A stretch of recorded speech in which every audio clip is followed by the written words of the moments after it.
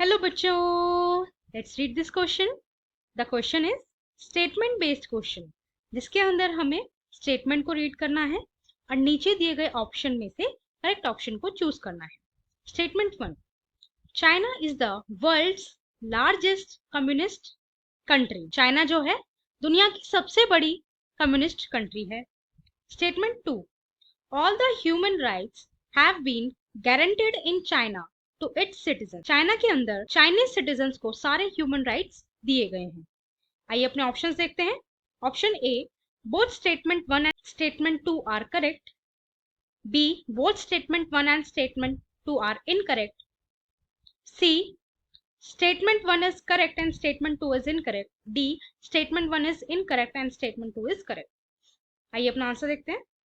Communism is based on the goal of eliminating socio-economic class struggles.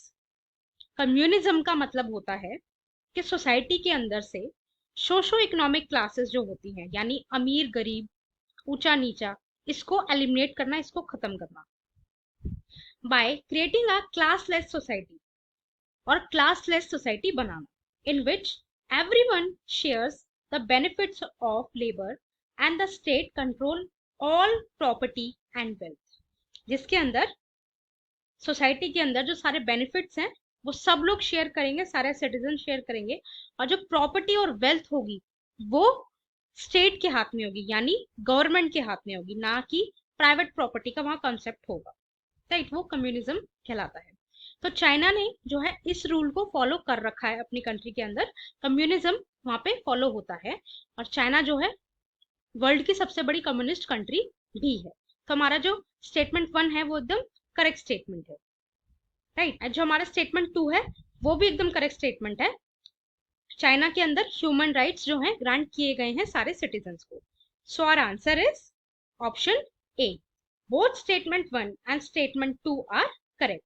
दोनों ही statement हमारी correct है। सो हमारा ऑप्शन बी जो है वो एलिमिनेट हो जाएगा, ऑप्शन सी भी एलिमिनेट हो जाएगा, ऑप्शन डी भी एलिमिनेट हो जाएगा। हमारा फाइनल ऑप्शन बचेगा option A, both statement 1 and statement 2 are. ये हमारा राइट आंसर है। I hope you understood. Thank you and best of luck.